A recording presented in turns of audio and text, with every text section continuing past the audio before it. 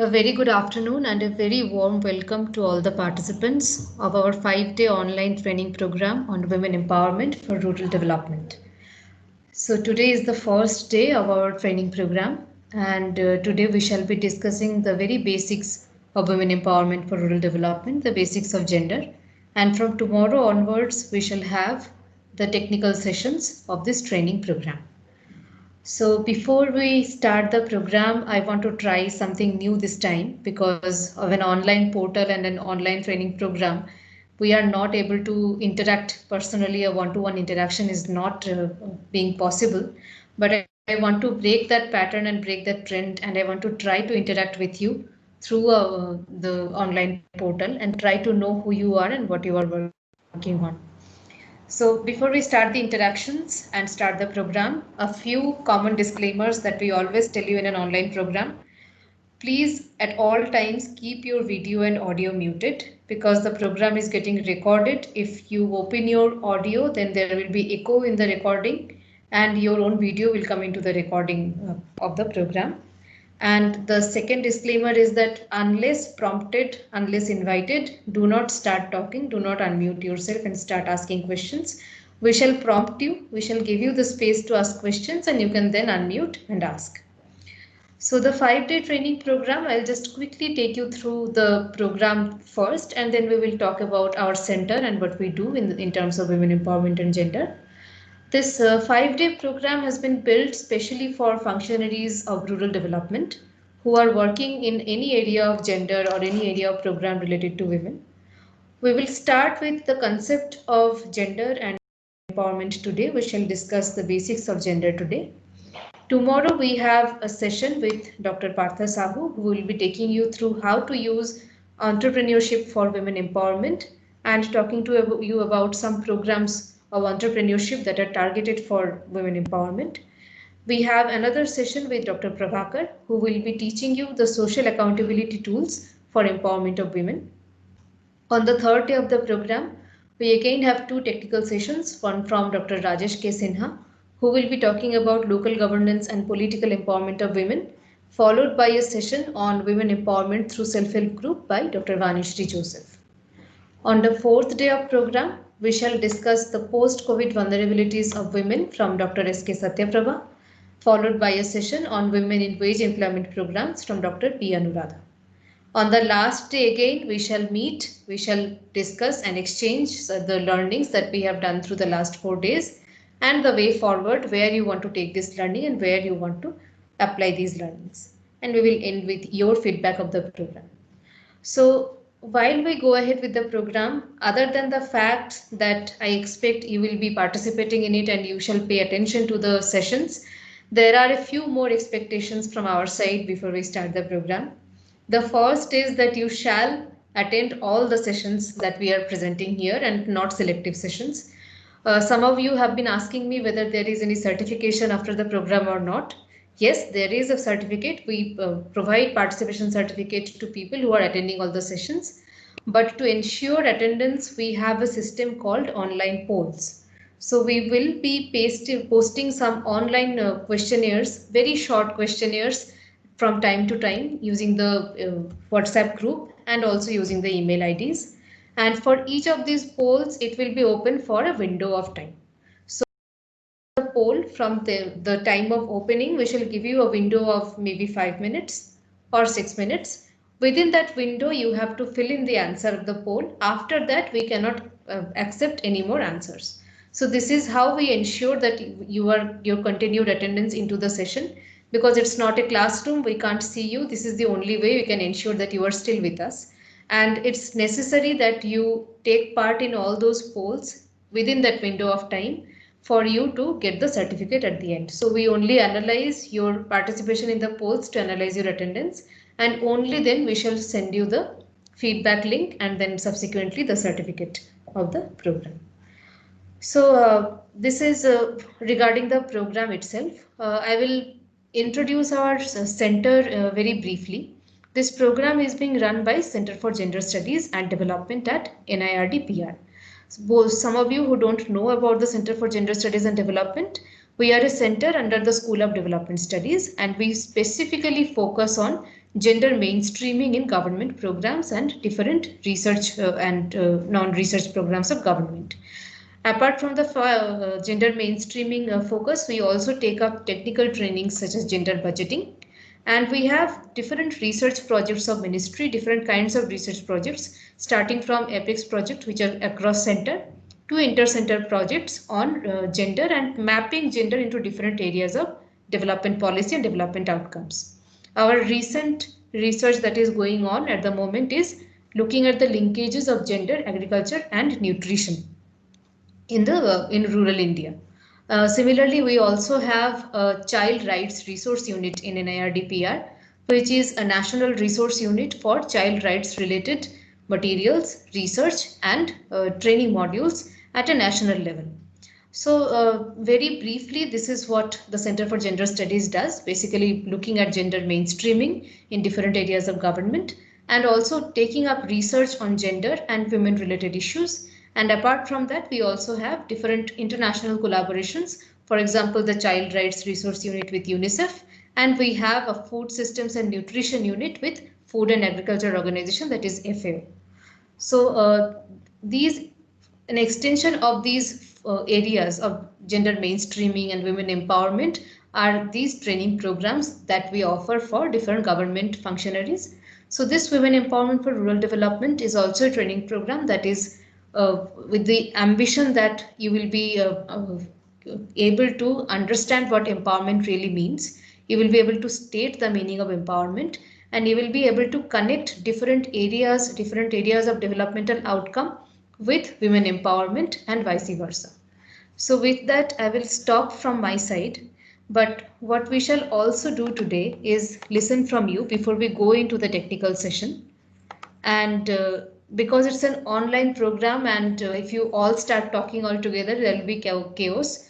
What I will do is that I will call out the names, and once I call out your name, it's a request. Please unmute yourself and introduce yourself, your name, your department, and a bit about what you are working currently on.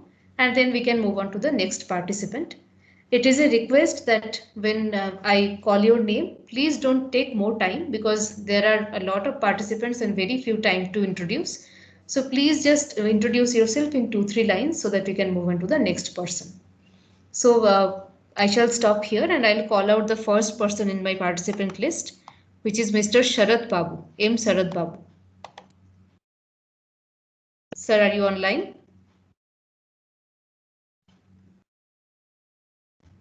Okay, I think he is not online. The next person in my list is Mr. Sheikh Qadar Basha. Mr. Sheikh Qadar Basha. Okay, I'll move on. Mr. Ramajanaya Reddy. Mr. Ramajanaya Reddy. Srimati Mridusmita Kashyap. Srimati Purabi Nath. Yes, ma'am. Yeah, please introduce yourself. Good evening, everybody. Myself, Purabi Nath.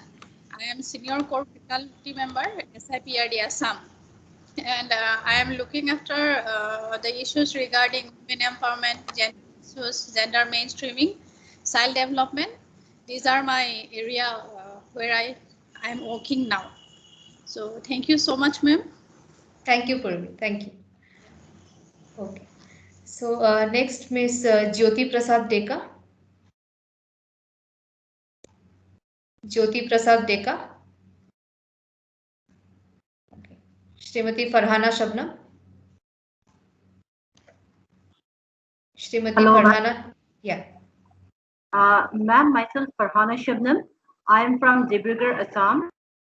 I'm situated at the easternmost corner of India, and currently I'm in the PNRD department. And I look after PMAYG and its implementation at block level. And currently, a state-run project is going on here named Arunodoy, which is especially focused on women empowerment. So I'm looking at the implementation of Arunodoy at block level. Okay, thank you, Farhana. Next, Srimati Bornali Nath.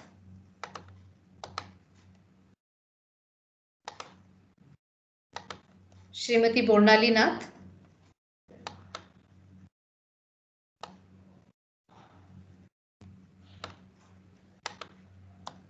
Shri Vikas Kumar.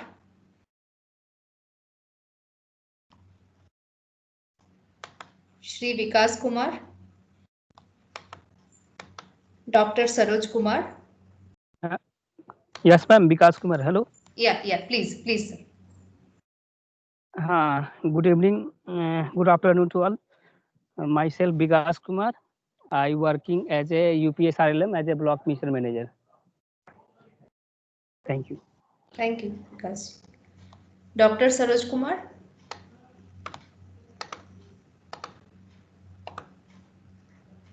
Dr. Saroj Kumar.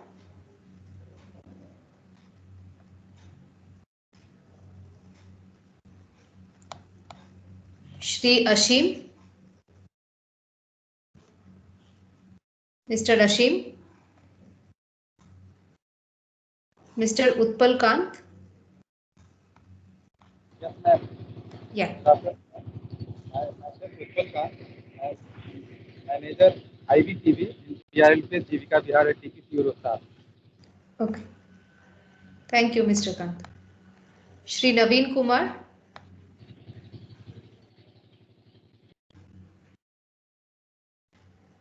Shri Naveen Kumar.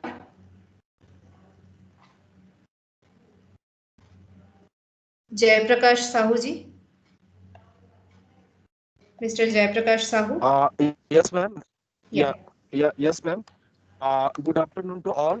Myself, Jayaprakash Sahu, and I am working with PCI as a block coordinator. Thank you. Mr. Deepak Kumar. Good afternoon, ma'am, and good afternoon to all of you. I am Deepak Kumar from Bihar and currently working with Panchayati Raj Department. Thank you. Thank you. Mr. Anish Ranjan Rao.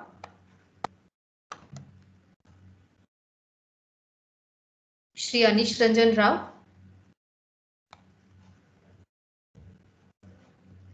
Shri Javed Ali. Mr. Javed Ali. Mr. Atul Pandey. Present, ma'am. Javed Ali. Please introduce yourself, Javed ji, to the rest of the group. Myself, Mohammad Javed Ali. I am from Bihar, State Program Officer in RDD. Yeah. Thank you, Mr. Ali. Mr. Atul Pandey. Good afternoon, ma'am. Good afternoon to all of you. Myself, Atul Kumar Pandey, working as State Program Officer, MG Nariji in Bihar. Thank you, Atul ji. Shrimati Megha.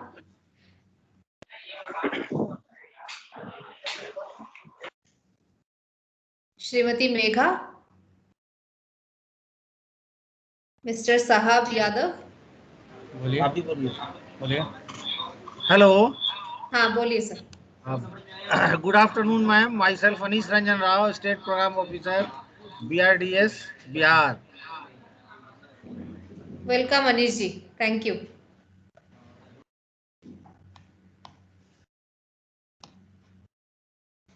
Mr. Sahab Yadav.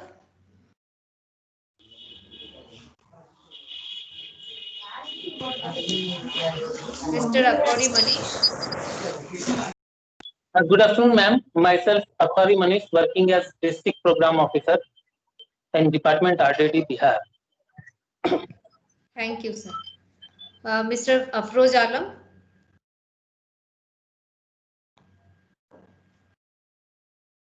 Mr. Afroz Alam. Shri Rajiv Kumar. Shri Rajiv Kumar. Mr. Abhinash. Mr. Abhinash. Shri Amna Zohra. Amna Zohra, Mr. Mohammad Afroz Alam. I think you have RDT Shaharsa. Yeah, right. Mr. Mohammad Afroz Alam.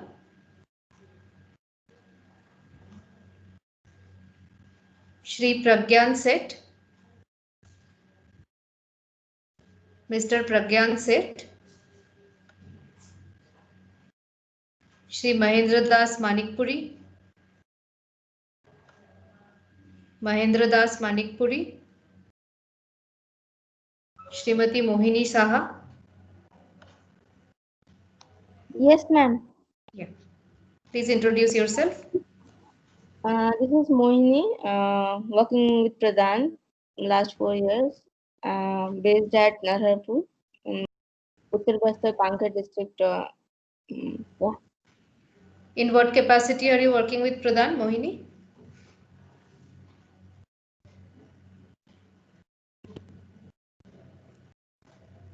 Can you also tell your designation to the group, Mohini? Development professional.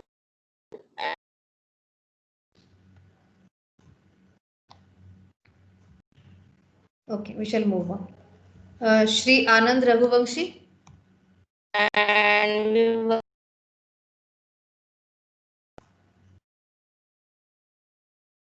Shri Anand Raghuvamshi.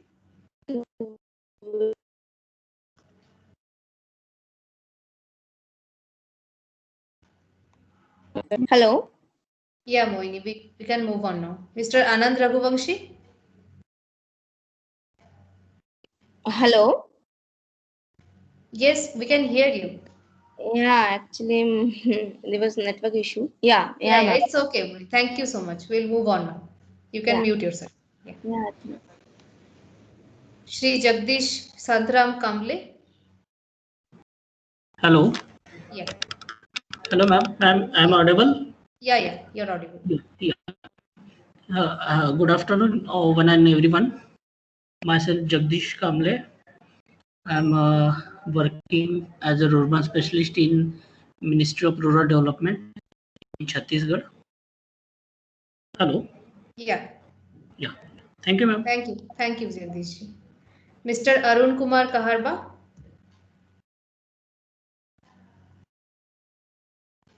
Mr. Arun Kumar Kaharba.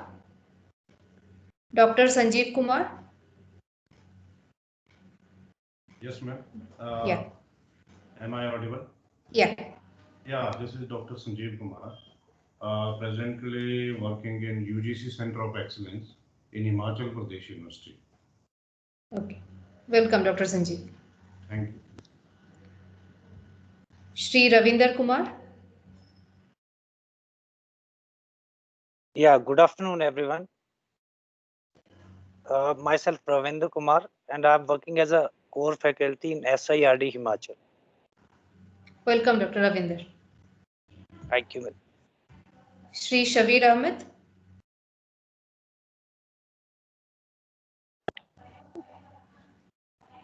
Good afternoon, ma'am. Good afternoon, everyone. My name is Shabir Ahmed and I am from Badgam district of Jammu and Kashmir. Currently, I am working as Gram Rozgar Sahayak in Rural Development Department, Government of J&K. Thank you. Welcome, Mr. Shabir. Thank you. Shri Raman Rekha.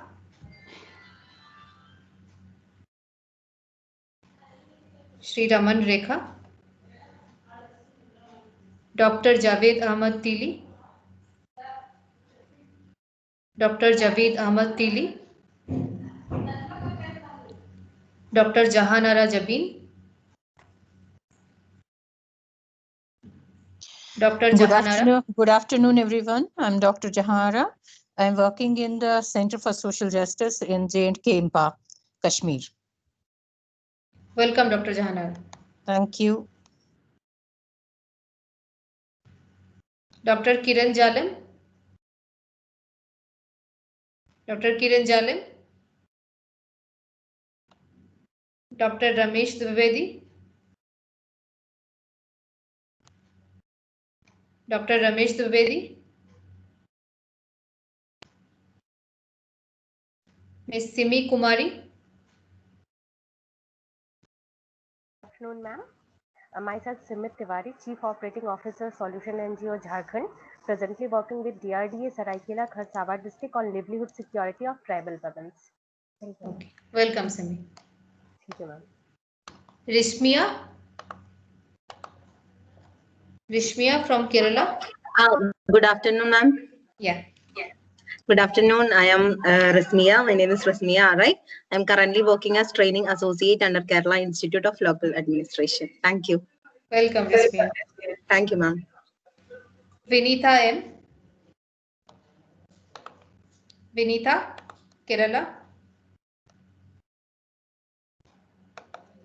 Bijit BL. Mr. Bijit BL. Yes, good afternoon, madam. My name is Bijit, and I am working as Assistant Development Commissioner in Rural Development Department, Government of Kerala. And my present role is performance audit of centrally and state-sponsored schemes done by Rural Development Department. Thank you, madam. Yeah. Welcome back, Bijit. Thank you. Thank you.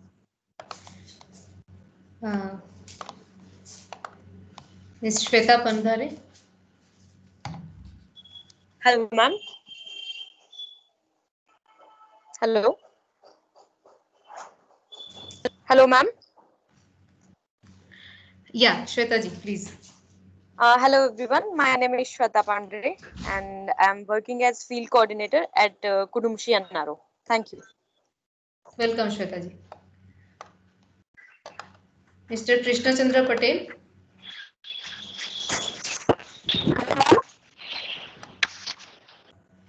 Krishna Chandra Patel.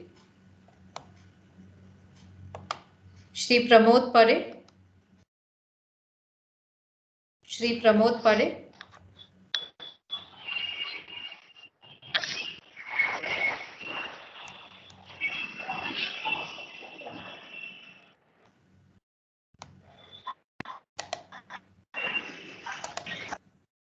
Shri Pramod Pare, are you here?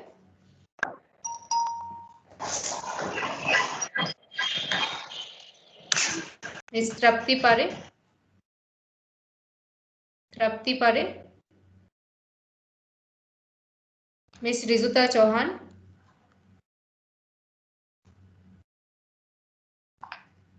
Ms. Rizuta Chauhan. Rizuta ji, are you online? Can you hear me? Hello. Yeah, you're audible. Hello, good afternoon, everyone. Yeah. Assistant Director, Department of Women and Child Development, Government of Madhya Pradesh. I'm taking care of two flagship schemes, Beti Bachao Beti Padhao scheme and the Lali Lakshmi Yojana. Thank you so much, ma'am. Yeah, thank you, Rizuta ji. Anupama. Hello. Yeah. Good afternoon, ma'am. Yeah, please. Myself, Anupma. I am working in MPSRLM as a block project manager in SVP project. Okay. Thank you, Anupama. Mr. Sunil Shankar Gaikwad. Mr. Sunil Shankar Gaikwad. Shri Harshal Kumar Prakash Patil. Shri Harshal Kumar Prakash Patil. Dr. Dada Saheb Khogare. Dr. Dada Saheb Trimbak Khogare.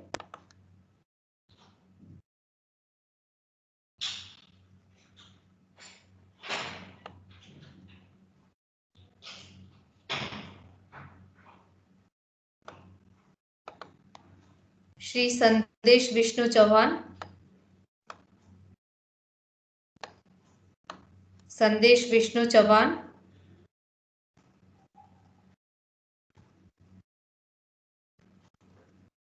Shri Bhimrao Kisan Mankari. Shri Bhimrao Kisan Mankari. Shrimati Anita Bhavsaheb Mahiras. Shrimati Anita Bhavsaheb Mahiras.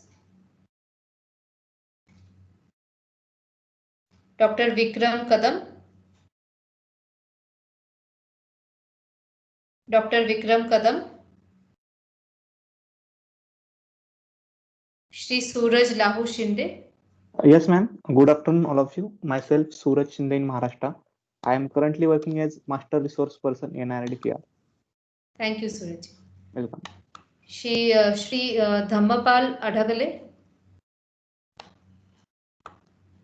Shri Dhammapal Adagale. Hello. Yeah. Myself Dhammapal Madhura Adagale, Panchayat Samiti Umarkhed, RDD, Maharashtra, Panchayat Secretary. Welcome, sir. Thank you. Shri Nilesh Madhukar Rao Jadhav.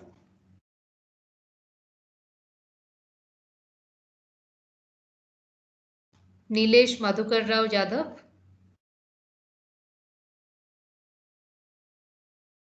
Shrimati Madhavi Baude.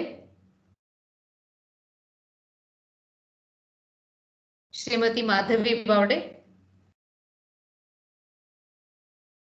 Shri Mohit Mahajan. Shri Mohit Mahajan. Mr. Thansiama. Mr. Thansiama.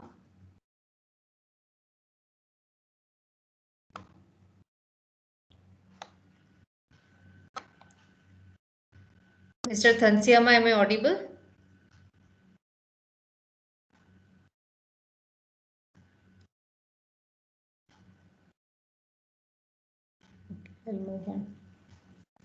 Colonel Sujit Kumar.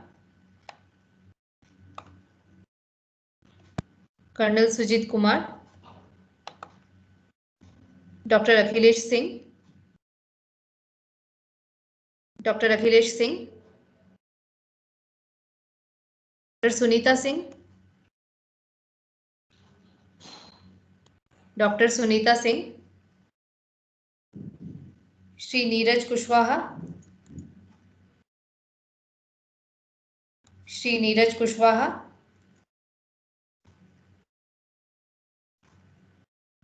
Pardon me if I am not able to spell the name properly because I don't speak the language. But Mrs. Kevsiono Saleh. Hello, ma'am. Yeah. Hello, ma'am. My name is Kevi Seno. I'm working in Rural Development Department, Nagaland, as Rural Development Officer. Thank you. Thank you, Kevi Seno. Miss Celine Thol. Miss Celine Thol. Shrimati Priyanka Saha. Shrimati Priyanka Saha. Shri Ashok Kumar Nanda. Shri Hello, Ashok Kumar good afternoon, Nanda. ma'am. Yeah. Good afternoon, ma'am. Yeah. Myself, Ashok Kumar Nanda, lecturer in Tribal Studies, Center of Excellence, Koraput, Odisha. Welcome, Ashok. Thank you, ma'am. Shrimati Kumudini Mishra. Good afternoon, ma'am. Yeah. Good afternoon to everyone. Myself, Kumudini Mishra, and working in Planning and Convergence Department, Government of Odisha. I'm posted in Kalahandi and I look after the monitoring of different livelihood projects and the gender subplan in particular. Thank you. Welcome, Kumudini. Miss Rasmi Shri Pradhan. Rashmi Shri Pradhan. Shrimati Harapriya Jena. Hello, ma'am. This is Harapriya Jena. I am a public health professional from Odisha. Thank you. Welcome, Harapriya. Mrs. Mamata Nayak. Mrs. Mamata Nayak.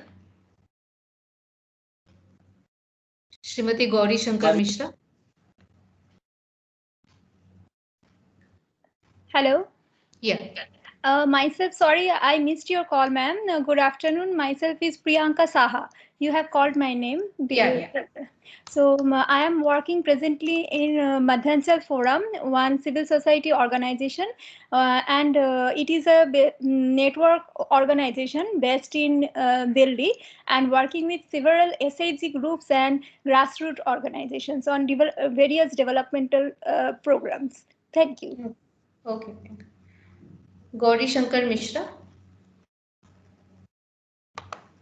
Manjula Acharya. Good afternoon, ma'am. Hello.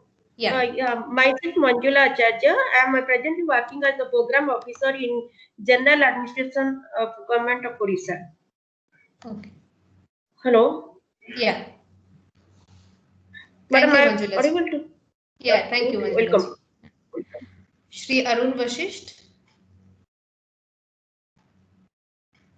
Shri Arun Vashisht. Shrimati Priyanka Mahajan. Shrimati Priyanka Mahajan. Hello, ma'am. I am Priyanka Mahajan, resource person SIRD Punjab, Mohali. Thank you. Welcome, ma'am. Shri Gurvinder Singh.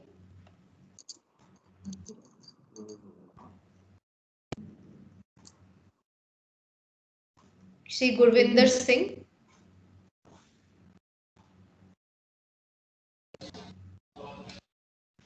Shrimati Baljinder Kaur. Yes, ma'am. Good afternoon, ma'am. Ma'am, Baljinder Kaur from SIRD RDSA consultant. I am working with SRD from 10 years. Thank you. Miss Parambir Kaur. Hello, ma'am. Hello, ma'am. Good afternoon. Yes. Myself, Arun Seth, Master Resource Person, SIRD, Mohali, Punjab. Thank you. Okay. Miss Parambir Kaur.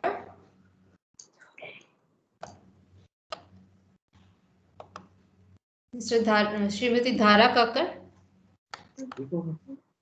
Good afternoon, ma'am. Yeah. I'm Dr. Dhara Kakkar. I'm working as BTPO in Punjab government and presently posted at Block Tanda, District Hoshiarpur. Welcome, Dr. Dhara. Thank you. Mrs. Gultaj Kaur. Good afternoon, ma'am. Ma'am, this is Gultaj Kaur, posted as BDPO headquarters at Mohali, Punjab. This is Yatika Hasija.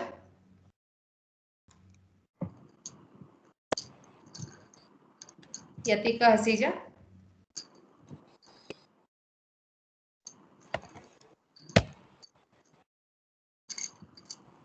Miss Yatika Hasija.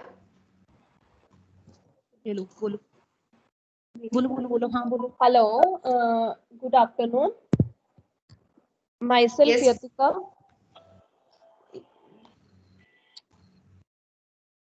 Hello.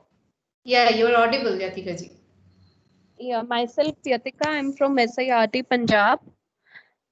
I'm working as a computer programmer.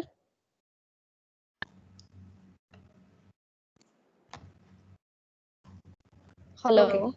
Thank you. Thank you so much. Thank you, ma'am. Mr. Ishan Chaudhary.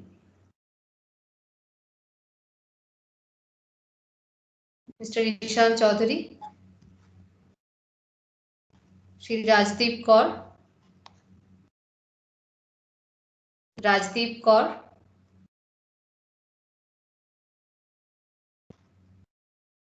Shrimati Pinky Sharma. Shrimati Pinky Sharma. Shri Jitendra Singh. Yes, ma'am. Good evening, and all my dear participants. Good evening. Myself, Jitendra Singh from Rajasthan. I am working as a block coordinator, block project manager in NRLM. Welcome, Jitendra ji. Thank you. Shri Dhirendra Kumar Sharma.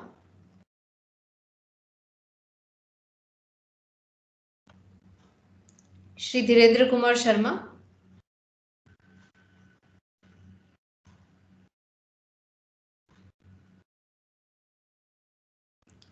Mr. Silambarasan P.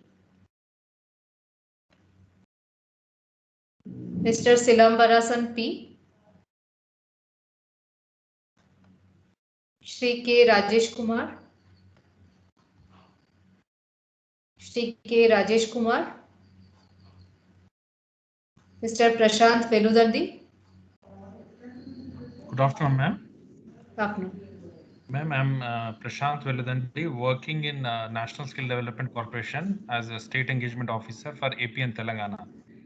So we do a flagship program of Government of India, which is Pradhana Mantri Kaushal Vikas Yojana, wherein we target school and college dropouts, and we help SHE women for wage employment also in that sector, ma'am. Thank you. Thank you. Srimati K. Nagamani. Madam, good afternoon, ma'am. Afternoon, I am ma'am. Nagamani, presently working as Center Head, Center for Women and Child in SIRD, Telangana. Welcome, ma'am. Thank you. Miss Soumya Reddy. Miss Soumya Reddy. Shri Ramakrishna. Shri Ramakrishna. Mr. Sanjay Kumar Singh. Mr. Sanjay Kumar Singh. C. Prashant Pathak. Mr. Prashant Pathak. Dr. Priyanka Shukla.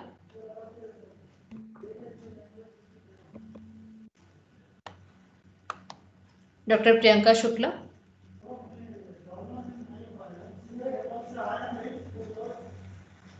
Shri Ashish Gupta.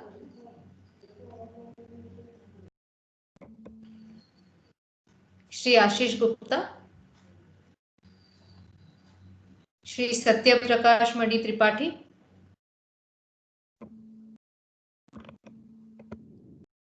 Shri Satya Prakash Madi Tripathi. Mr. Arun Ameta. Mr. Arun Ameta.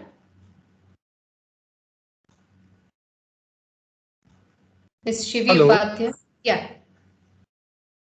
Good afternoon, all. My name is Arun Ameta, and right now I'm working as consultant financial inclusion in transformation of aspirational districts program, Niti Aayog, Government of India.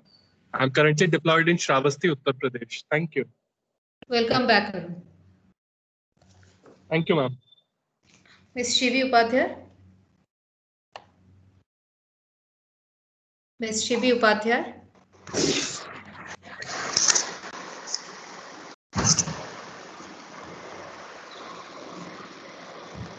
Shri Tariq Ahmad. Shri Tariq Ahmad. जी ma'am, good afternoon. Ma'am Tariq Ahmad, district coordinator action aid district Shravasti UP. बाकी participants से अनुरोध है कि अपना audio mute पे रखें, वरना ऐसे इको आता रहेगा, वॉइस में प्रॉब्लम आता रहेगा। Please keep your audio muted unless your name is called, don't unmute yourself. Mister Abhishek Kumar Singh. Mister Abhishek Kumar Singh. Mister Sonu Kumar Sharma. Mister Sonu Kumar Sharma.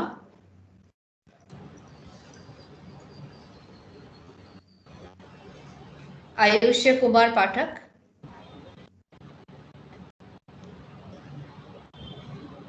आयुष्य Kumar Pathak.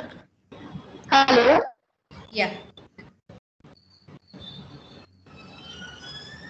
Hello. Yeah, you are audible, please. Good afternoon, ma'am. Good afternoon. I'm Amna Zola. Actually, ma'am, I missed my name called by you earlier. Okay. Okay. I'm Amna Zola, presently working in engineering. for language generation and for social program and creative talent program. Okay, welcome, Amna.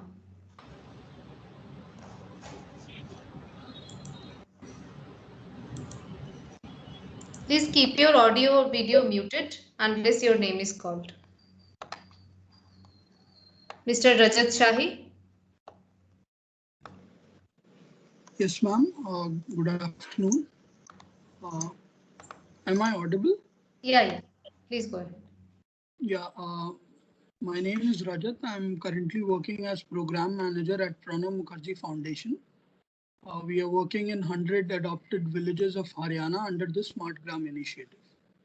Thank you, ma'am. Mr. Ataullah. Mr. Ataullah. Shri Rajesh Nath Tiwari. Mr. Brajesh Nath Tiwari.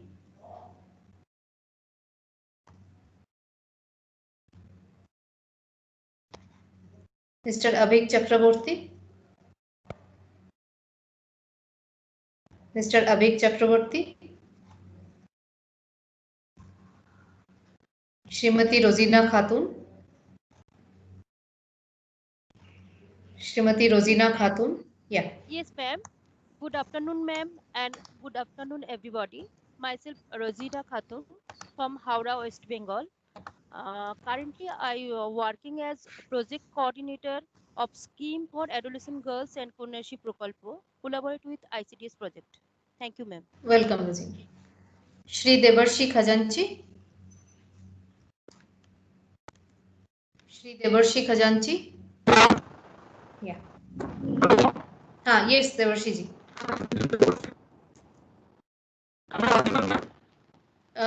It's your voice is breaking, but we can make out, please. What did you say, ma'am? Hello. Yeah, we can hear you, Devarshi ji. Okay. Sir, ma'am, good afternoon, ma'am. My name is Devarshi Khanji. I'm working with PNRD, West Bengal as a program executive in MDDJ program. Thank you. Thank you, Devarshi ji. Mr. Amar Das. Mr. Amar Das. Ms. Chitra Chandra. Yes, ma'am. Good afternoon. I am Chitra Chandra, Master Trainer in StarPart, which is the Society for Training and Research in Panchayats and Rural Development under the Government of West Bengal, PNRD department. We look after the capacity building of the elected representatives and functionaries of the PRIs, particularly the Gram Panchayats. Thank you. Welcome, Chitra. Dr. Mihir Mondal. Dr. Mihir Mondal. Shri Bholanath Sarkar. Hello. Yeah. Hello. Yeah, you are audible. Hello. Hello. You are audible, sir. Hello, I am Dr. Mihir Mondal. Yeah, we can hear you, sir. I am Mihir Mondal. Huh? Yeah, you are audible, sir. Thank you. Thank you. Mr. Bholanath Sarkar. Mr. Debashish Kumar Saha. Mr. Debashish Kumar Saha. Shri Prashanto Das.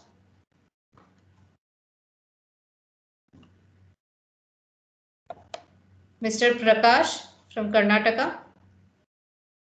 Yes, ma'am. Hello, everyone. My name myself is Prakash, working as a faculty skill development, SIRD Karnataka. Welcome, Prakash ji. Mr. Giridhar from Karnataka. Mr. Giridhar. Ms. Deepa from Karnataka. Ms. Deepa from Karnataka.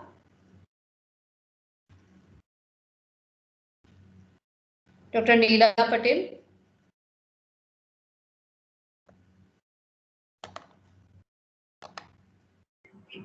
Yes, ma'am.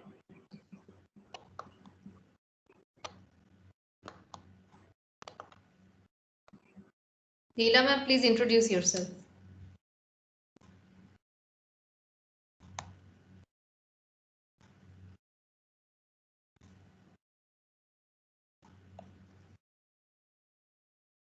Dr. Neela, please unmute yourself and introduce yourself.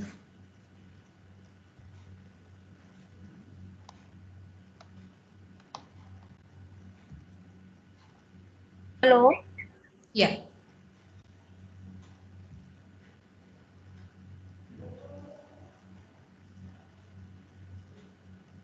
You are muted, Neela ma'am.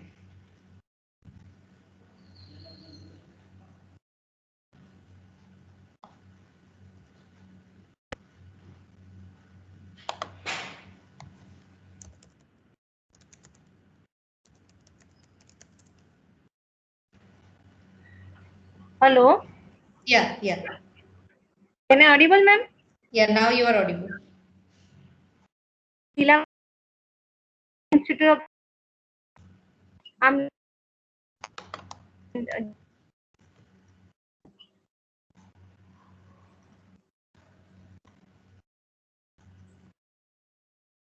Hello. Yeah, your voice is breaking, ma'am.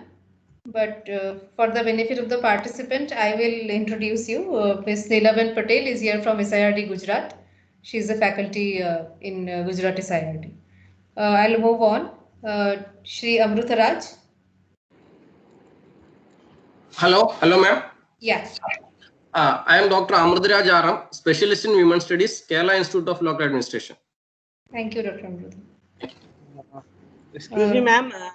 Yeah. Excuse me. Yeah. This is Afroz Alam from Saharsa, District Program Officer, NREGA. Yeah. Welcome, Afrozji. Yeah, thank you, ma'am. Shri Milkha Kadi. Shri Milkha Kadi.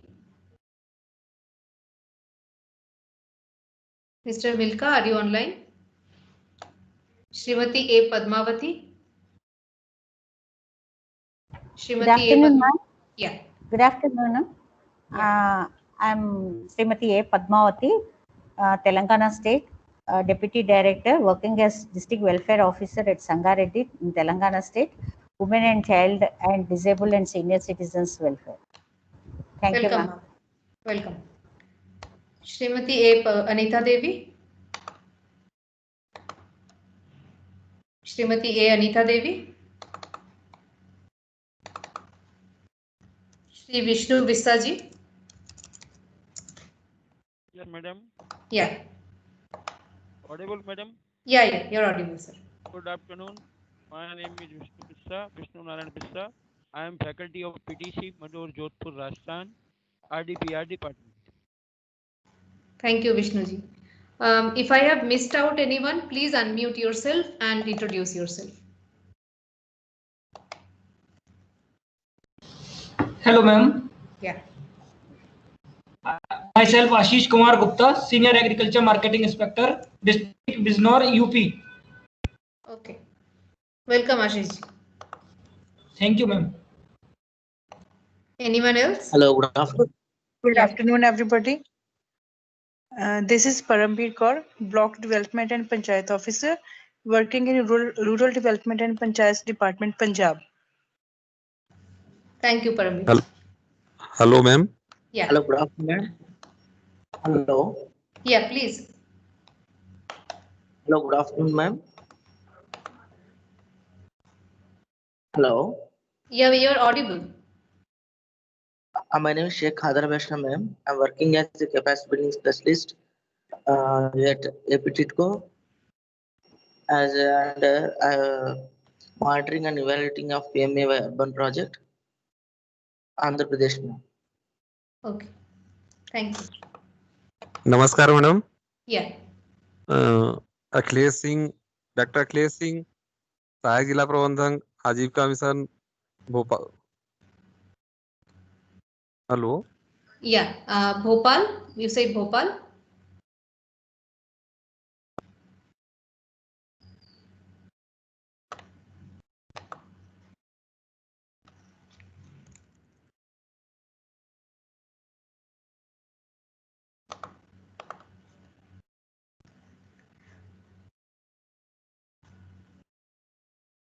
Okay, I guess we have introduced almost all the participants. Some of you are facing some issues at your end with internet, so it's okay. We are again going to meet on the last session on the last day, and again we are going to have chance of interacting.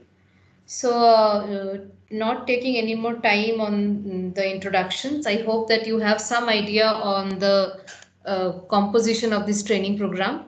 We have a very mixed kind of a batch where we have people from implementation side, people who are working on the field as program implementers.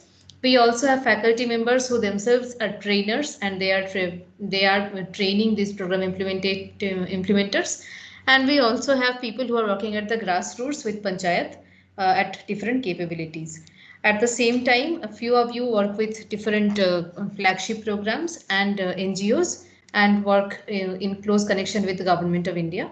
So this is going to be a mixed batch because of course the subject of this training, the topic that we're going to discuss is an extremely mixed topic and which is relevant for almost any department that you talk about. You take any department, any ministry, any kind of flagship program, the issue of women empowerment and the issue of gender is a cross-cutting topic for all those departments. So without much delay, let me take you to the discussion of today, the topic that we are going to discuss today, the first session of this program, which is understanding gender.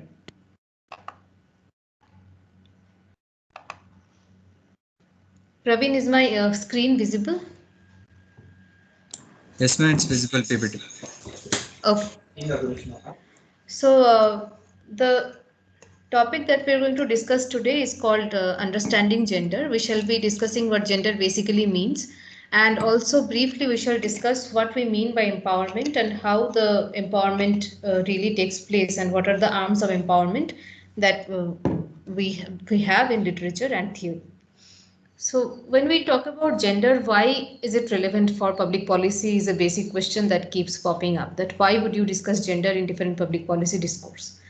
We know that there is rampant inequality between men and women in the levels of welfare outcomes, be it life expectancy, which is the basic welfare outcome, be it disease or morbidity, be it at the level of education, participation in the workforce, be it levels of income, consumption, access to social protection. Globally, there is inequality between men and women. Any social outcome you take up and you will find a gender gap in that outcome. For example, around 126 million women at present are missing due to gender biases such as sex-selective abortions, son preference in upbringing and care, gender-based violence, etc. And majority of these 126 million missing women are in South Asian countries, including India. There are multiple vulnerabilities that act together to cause these kinds of inequalities, but there are some factors which are hidden or are based on power relations and unequal access to resources, which are difficult to observe and measure. Therefore, they may remain unaccounted.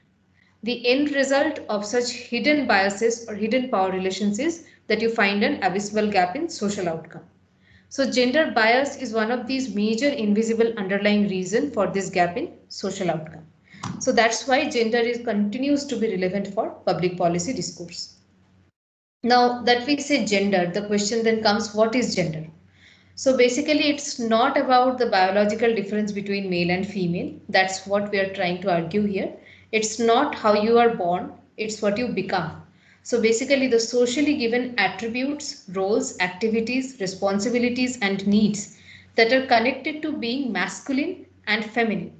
That is how you perceive the roles, responsibilities, activities and characteristics of what you understand as masculine, that is men, or feminine, that is women, that is in a given society at a given time and also as a member of a specific community within that society. That social construct is called gender. So women and men's gender identity determines how they are perceived and how they are expected to think and act as men and women. So what kind of clothes are expected, what kind of tone is expected, what kind of work is expected out of two people, that is set in the values of the society, what society determines. So these attributes and roles and activities determine how a woman and a man will be perceived in the society. And these kinds of perception and these kinds of expectations of society, they start shaping the social outcomes as well.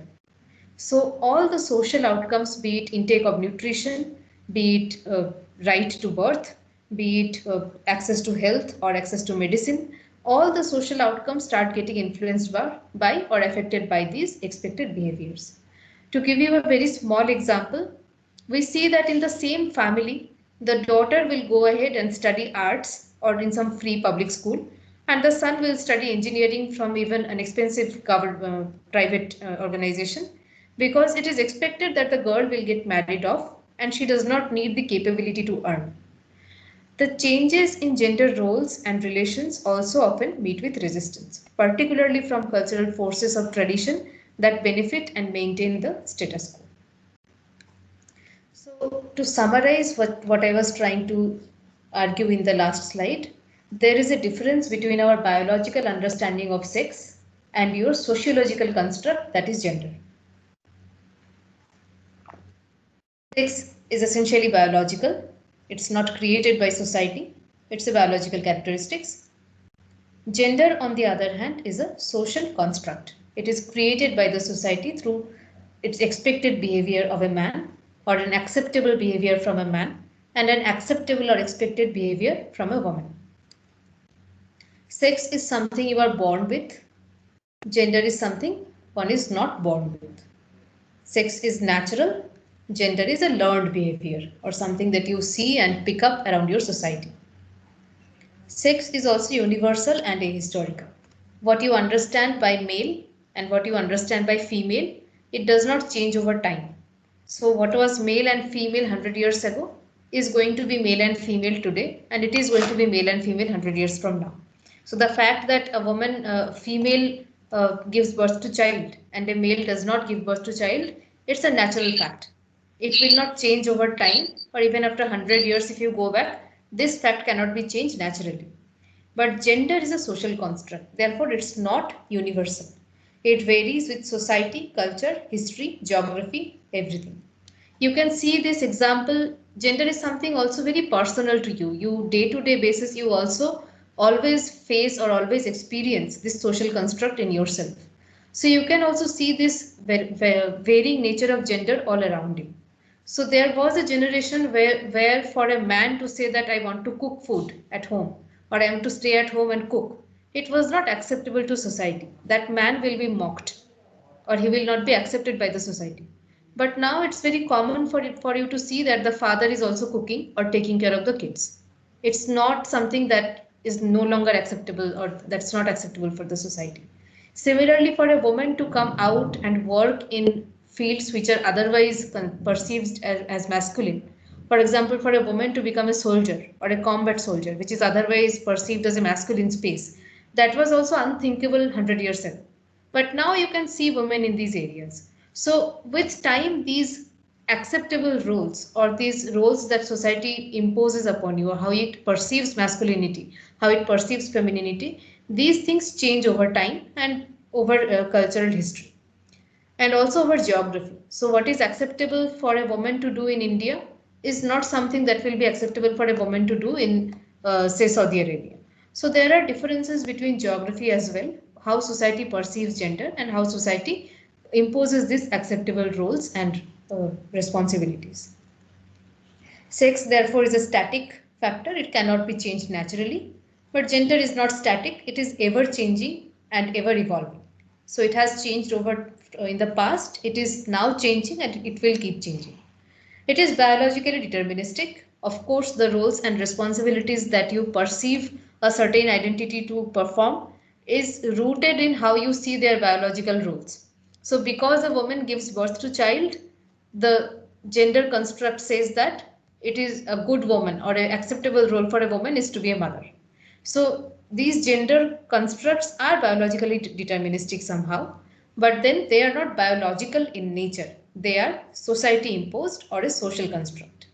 Because it's a social construct and it has an impact on your social outcome and it can be changed with proper intervention, gender will be the subject that is relevant for public policy. Sex is not so much relevant for public policy. Moving ahead, what we are talking about earlier, that in every department, every section, gender is a cross-cutting vulnerability. So in a life, a human being faces vulnerabilities from many dimensions, some concept that we call as intersectional identity. So a person can face discrimination because of his race, or in India because of his or her caste. A person can face discrimination because of having a disability or because of coming from a particular nationality. A person can face discrimination because of gender identity and also because of sexual orientation. But gender identity is a cross-cutting identity in all those other vulnerabilities. In any kind of vulnerability, there will be a subset of women, and variably the subset of two genders will be there. So vulnerabilities are multidimensional. Therefore, policies also should be aware of these possible sets of vulnerability. It cannot be blind to one kind of identity and take a measure on other kind of vulnerability. So all the policies should also be sensitive towards these intersectionalities of different identities. So when we talk about policy change, there are two kinds of change that we are talking about. One is at the level of our goal or at the level of achievement. The other is at the level of opportunity, which brings us to the question of equality versus equity. This is an old question in the policy forum. We face it all the time. When do we talk about equality and when do we talk about equity? Basically, equality is the state or condition that affords women and men the equal enjoyment of human rights, socially valued goods, opportunities, resources, allowing both the same opportunities to contribute to or benefit from all spheres of society. Whereas equity is justice and fairness in the treatment of men and women to achieve the state of equality. Equity is the tool through which you are going to achieve equality. So equality is the level of, at the level of achievement, at the level of your goal. But equity should be at the beginning, that is at the level of opportunities. So to achieve equality, you may assign different opportunities or differential treatment to compensate for historical imbalance. To give you a graphical example of what we are saying, when we say equality, we basically mean something like this. If you see this picture carefully, there are three people with three different kind of endowments. The first person has less endowment in terms of height. The second person has medium endowment in terms of height.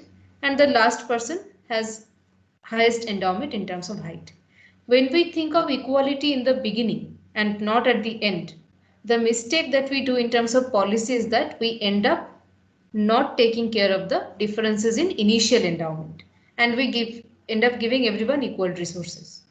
The fence here can be seen as different kind of social bottlenecks, different kind of hindrances in developmental sector, and the match can be seen as the goal that you want to achieve. But if you give equal resources without taking care of the historical imbalance or the difference in initial endowment, your goal of taking everyone to see the match, that will not be achieved. The right way to go about this is something like this, where you take care of the initial endowment difference and you identify that the third person is least endowed in terms of height and give that person the most number of resources. And the second person gets medium resources and the first person does not get the resource to stand up. In a very value neutral way, if you look at this picture, it might look like injustice because one person is getting too much of the resource, the other is still getting some resource, and one person is not getting any resource. But in a developmental work or when you are building policy or you are implementing policy, you cannot detach yourself from historical endowment or historical development. So historically, if a community or a person or an identity is not endowed as the other communities, then you will not be able to bring them to a level of equality unless you assign disproportionate amount of resources to them. The most common example of that is reservation for women in Panchayati Raj elections. So it might look like injustice because some women are getting their some seats reserved, but the reason why that is given is to balance out a historical imbalance that was already there. So suddenly if you say that we are going to give everyone equal opportunity, that historical imbalance will not be balanced out. So to balance out the inequity that was there in participation in political forum of women, a reservation was created so that an extra endowment can be given to the less endowed.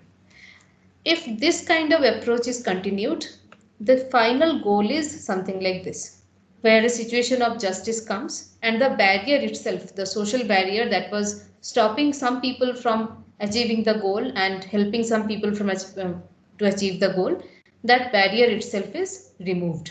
So equity is a tool to achieve equality and eventually justice. To give you an example of what we are talking about here, suppose a family buys books for the son and not for the daughter, because the books for the daughter has already been freely given by her school, and not because they feel that the daughter's education is not important. The outcome here is unequal, but it's not unjust, because it is still equality, because the inherent reason for the differential treatment was not bias but a genuine need. So this is a value-free equal opportunity. But the second scenario, suppose the government school is giving free books only to girl students because their evaluation revealed that girl students have lesser access to books, as parents are prioritizing other expenditure over daughters' books. This is also a difference in outcome. They are buying only for girls and not for boys. But this is equity, as the differential treatment is done as a corrective or compensatory measure against social imbalance or social bias.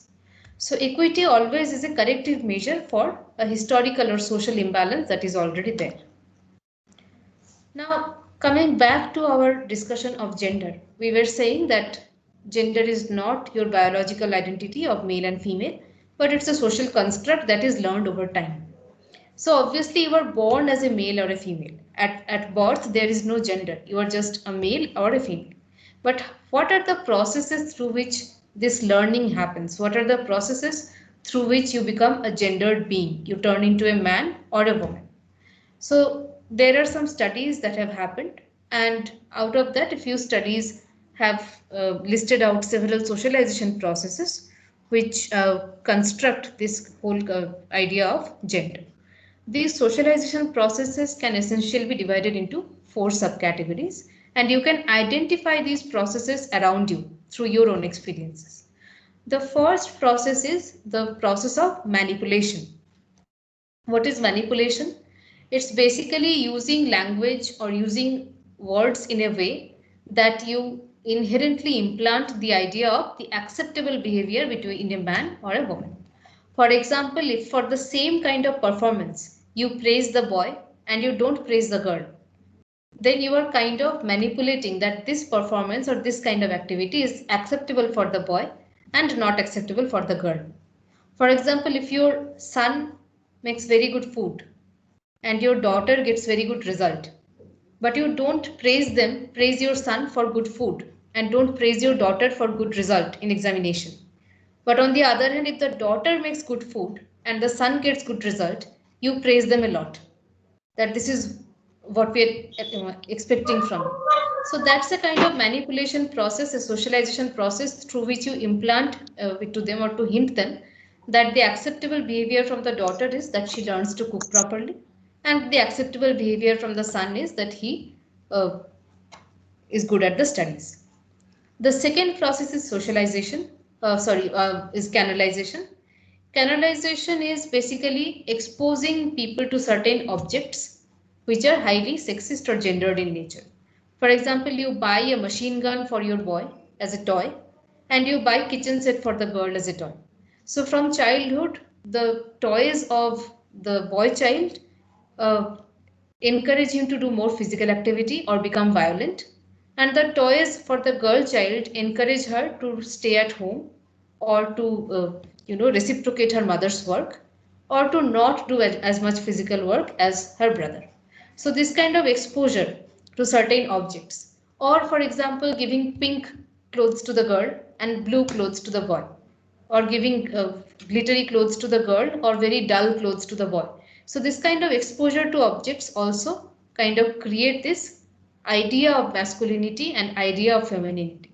This idea that masculine will be dark and it will not be glittery, it will not be bright, and the idea that feminine will be pink and bright and glittery. This is also this comes from a canalization of exposure to certain objects. The third is something called a verbal appellation. Verbal appellation is also something you can see in your personal experiences. So basically describing the same work done by the woman and a man with different kind of adjectives. For example, if a woman is a very good boss and she is managing the organization very well, the kind of word that will be used to describe her performance will be she is a very bossy woman. She is very pushy in her work. But at the same time, if the man does the same work, he is very good at managing the organization, then people will say that, oh, he is a very organized, very good manager. He's a good management. So this different kind of description for the same performance or different words for the same behavior. At home also, when we want to praise the boy, we say, Mera sher beta, Mera sher bacha. And when we want to praise the girl, we say, Meri gudiya beti, Meri gudiya rani. So this kind of different words for the same intent, that we want to praise the child, but the words we use are different. So this also creates the idea of masculine and feminine in the mind of the child. And the last is, of course, activity exposure. Children tend to imitate the activity of the elders.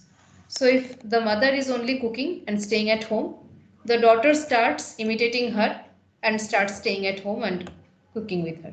If the brothers are playing cricket outside, the younger brother eventually goes out and starts playing cricket with them. So this following of older siblings or following of parents and following into their division of labor is something called an activity exposure. So through these processes of socialization, we see that from a male and female being, we turn into gendered being in life. Now these have different impact on the social outcomes. We see that there are overt preference of boy children as sureties of lineage continuation and permanent residents of the homestead. The daughter is always seen as an outsider, and the boy is also heir to property and family management. There is also higher value bestowed on the male child, which is expressed in differential birth rituals, initiation practices, and education. And there is very clear division of labor, where we see that young children often work in duplication of what the mother and father do, or what the older siblings of similar sex do. So in a family, if the older daughter is not studying, has left studies and gotten married younger, then it's quite possible that the younger sibling will also not be motivated to take up higher studies, will also have this goal of getting married younger and leaving education. So younger siblings often duplicate what their older siblings or parents are doing. So out of these constructs, some of the divisions are innocent. They don't have much impact on your social outcome. But there are some divisions which create strategic and power-based differences, and those divisions need to be identified. These can also be divided under several subcategories. For example, the first is process of marginalization, where women are excluded from the processes such as decision making. And this results in women's inability to articulate their needs and interests. The second process is discrimination. We see differential treatment based on factors over which an individual has no control. For example, their sex, their tribe, their nationality, race, caste, factors on which they had no choice on, they are differently treated based on those factors. Third process is objectification, where we assign less than human status and treatment to women. Fourth process is infantilization, where we see categorizing adult women with children. For example, treating them that they don't have any decision-making powers or voting rights or capacity to enter contracts. So this language of protecting women all the time, this language that women need protection from others, even adult women who are into employment or into livelihood, who are earning their money, they also need protection. They also need information from others and help in decision making. That is a process of infantilization, where we categorize adult women with children. Dispossession through patriarchal systems of property inheritance. Until very recently, we knew that if the father is deceased, daughter was not considered as a co-parsoner. Very recently, court has changed that. Daughter has been made a co-parsoner.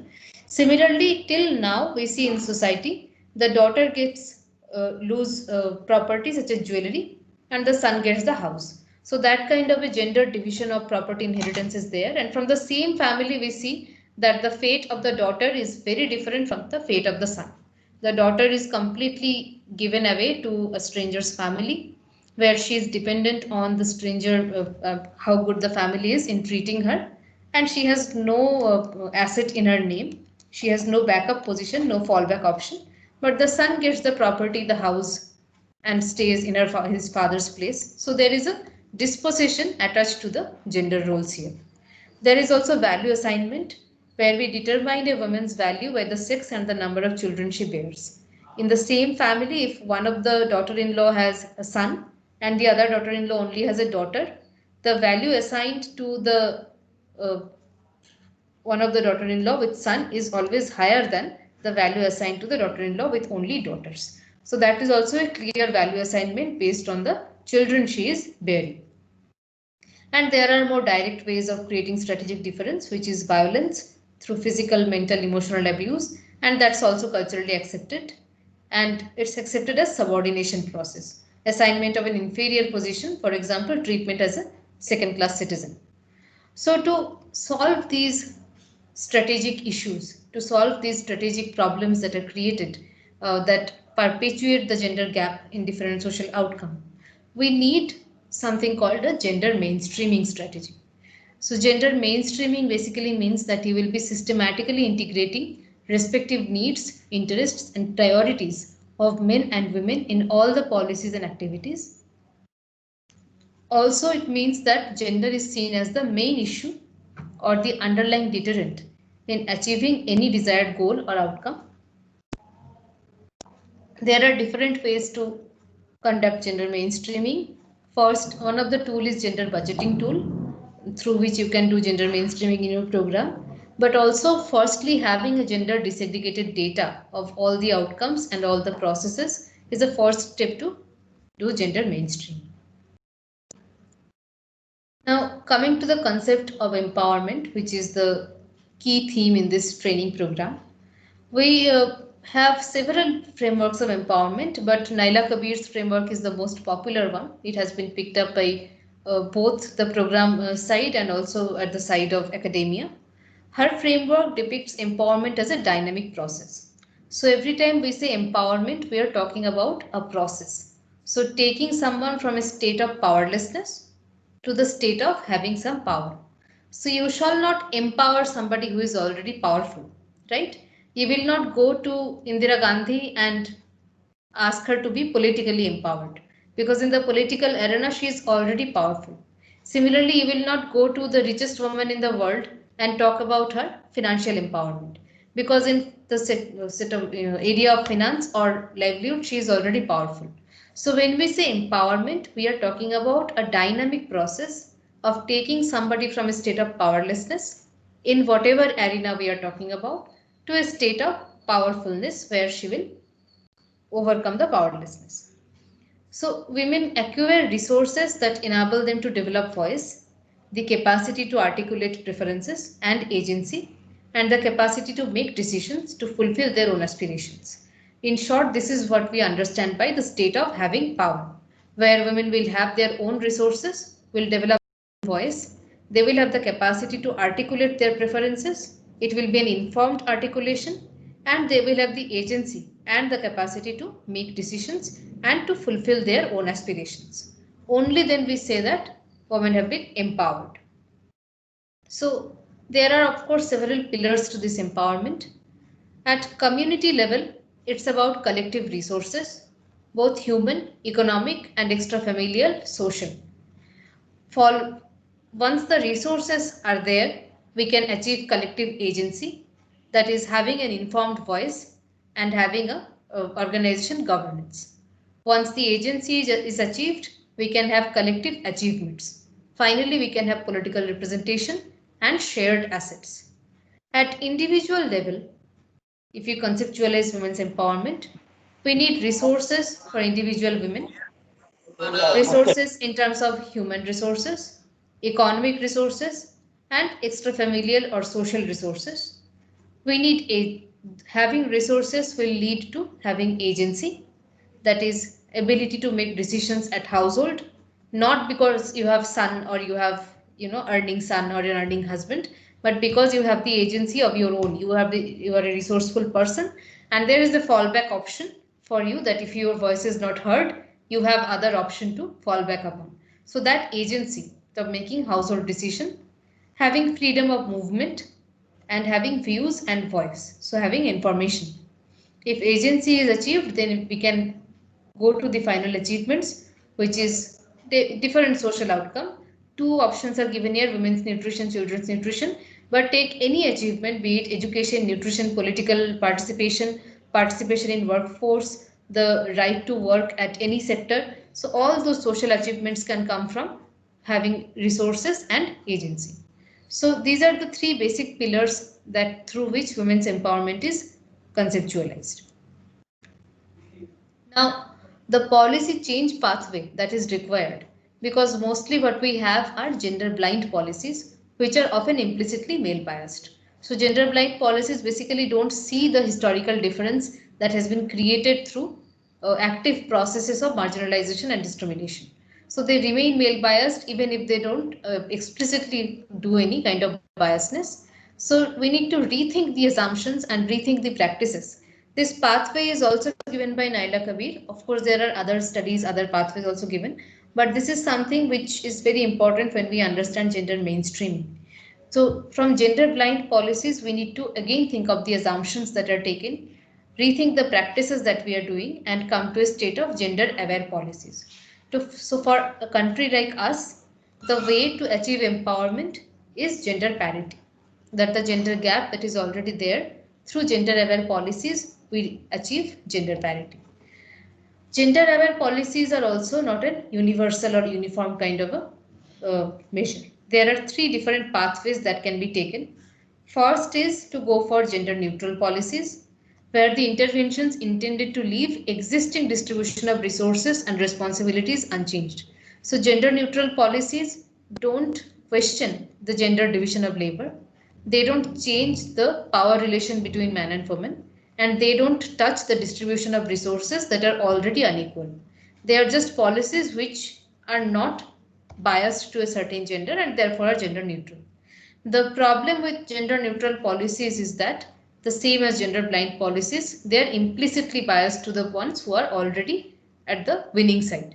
So they don't change the distribution at all. A radical reply to that is having gender redistributive policies.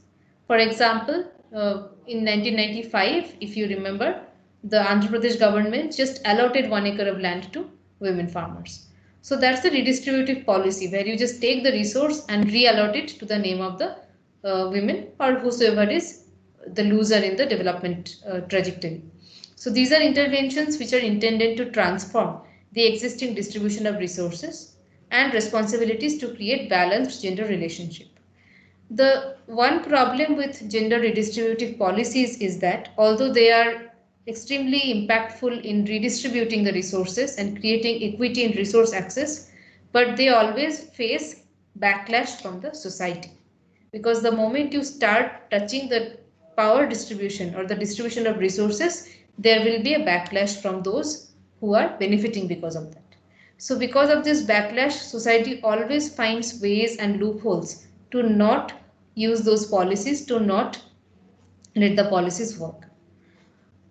A third way is that you create gender specific policies where you identify the gender needs, because even within women, some women will be facing some specific kind of vulnerabilities. They will have some specific kind of needs, and so most of the women will be facing some strategic vulnerabilities, some strategic kind of needs.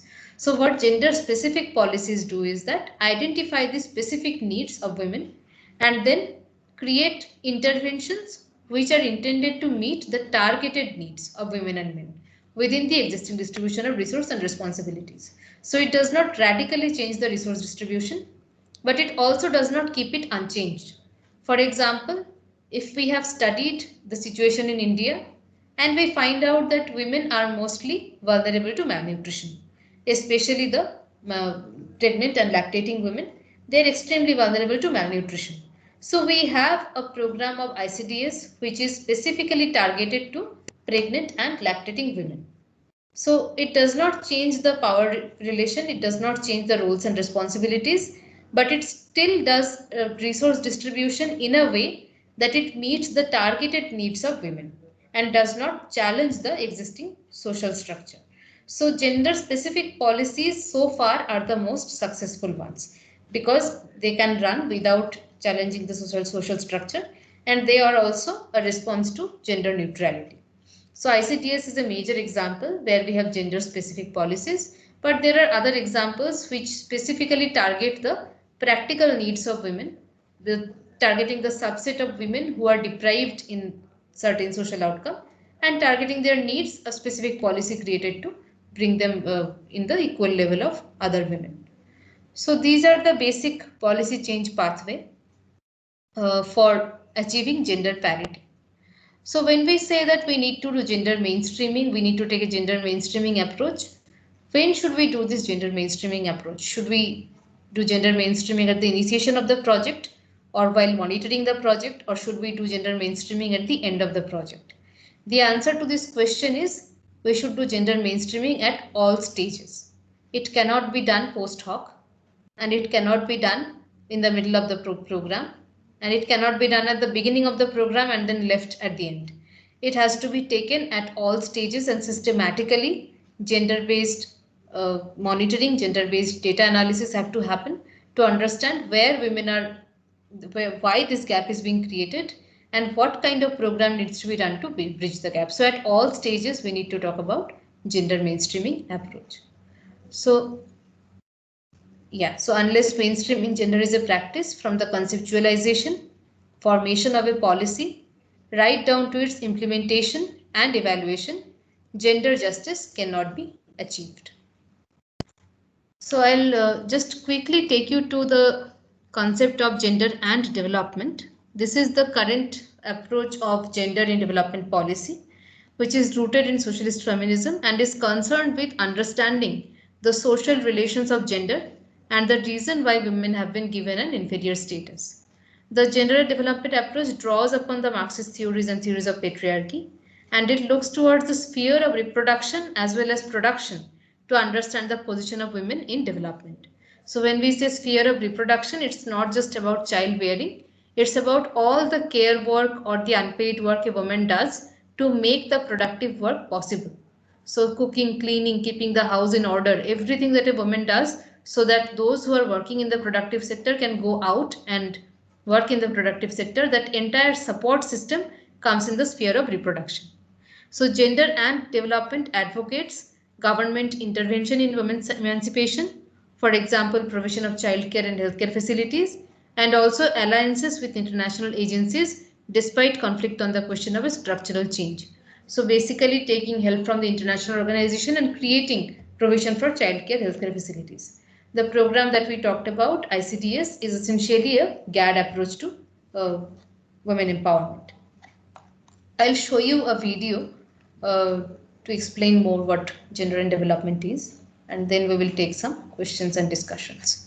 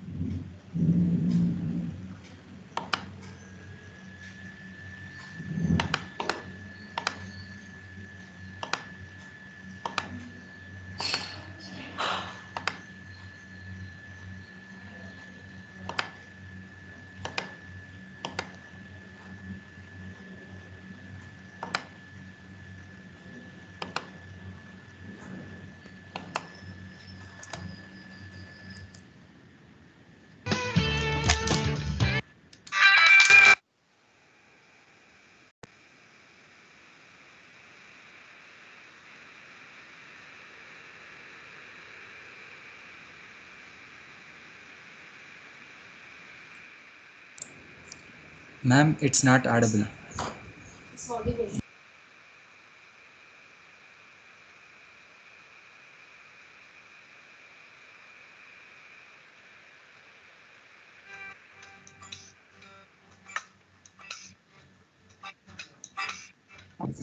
When unmuted video, then it was showing, it was advertisement.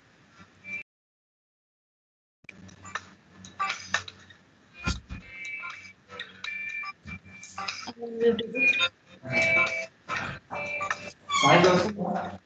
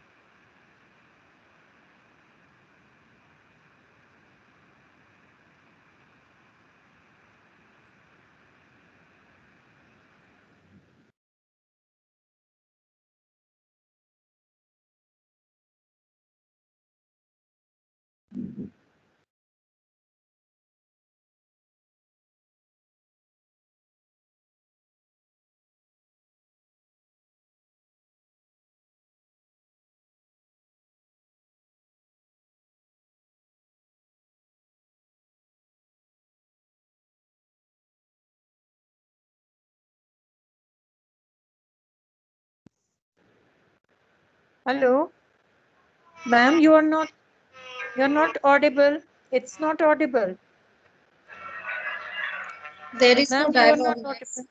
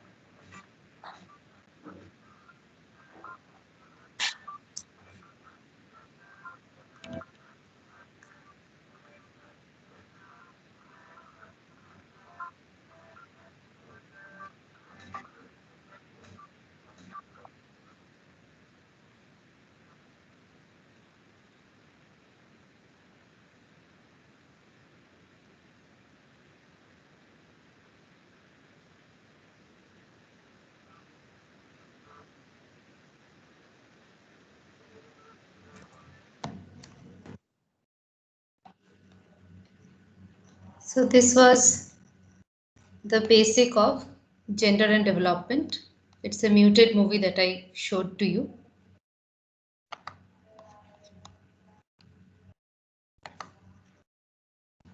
So which takes us back to our original discussion, that basically we have also evolved when we have started looking of women in development perspective. So the initial approach or the original approach was just look at women in development through equity angle and through different kind of programs and policies which take care of the social injustices, bring women into the development fore. What it did not initially perceive are the strategic bottlenecks or the strategic problems that women face in entering the equal opportunity with men. So slowly we have evolved where women empowerment is the approach, and gender and development basically talks about man and women when it advocates development. And through the theories of resource redistribution and a policy change pathway that I showed to you, a policy change pathway from gender blind policies to gender aware policies, and more specifically gender specific policies, it tries to advocate development of women and bring women at par with men in terms of all social outcome. So with this, I will end this discussion today, and we will of course share all these recordings and all the materials, the reading materials and the videos that we are showing. Everything will be shared with the participants. So if you have missed out something because of bad network, or if you are not able to participate in some of the movies or presentations, then you will eventually get it through your email or in the WhatsApp group. So no need to panic. But the discussion today that we had was on the basics of gender and what is the perfect policy change pathway to come from gender blind state to a gender aware state, which we think is gender specific policies are a way to go about that. And the approach that is currently going on in the present developmental arena is called gender and development approach, as opposed to gender in development or women in development or women and development approach, which were historically different from gender and development approach. So with this, I will stop this presentation.